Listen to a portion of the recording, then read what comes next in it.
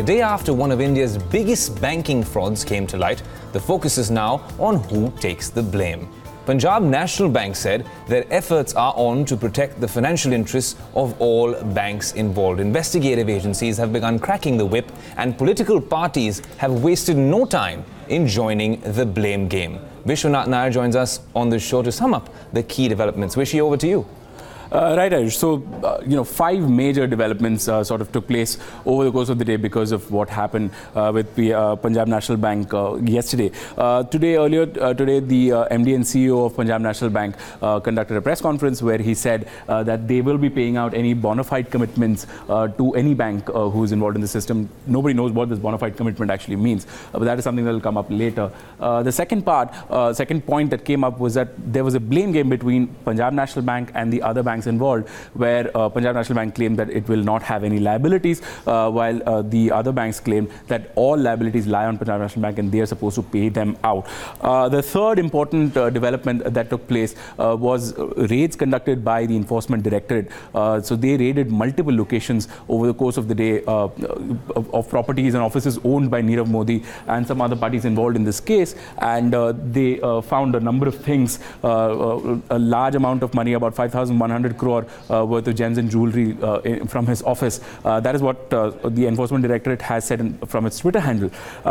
Apart from that, the next thing that sort of played out was a lookout notice by the Central Bureau of Investigation. You see, over the course of the day, we came to know that Nirav Modi and three other people involved in this case, including his wife, his younger brother, as well as Mehul Choksi, have all left the country. They've all moved out to other places. So there is a lookout notice issued by the Central Bureau of Investigations against them.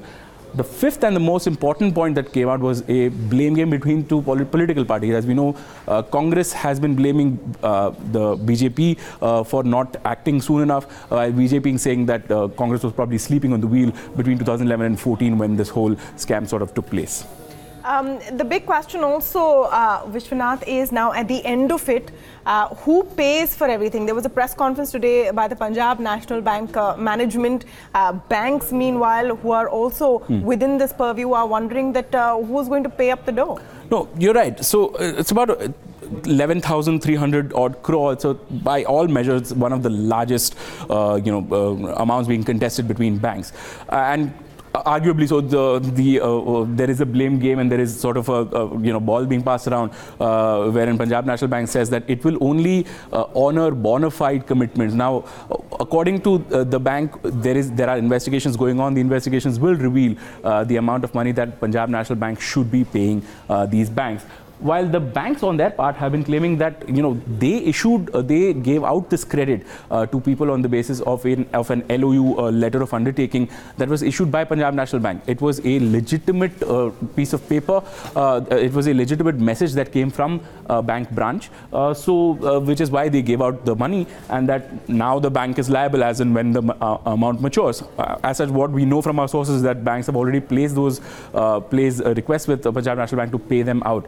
At this point in time, Punjab National Bank is saying that we will wait for the investigation to get over.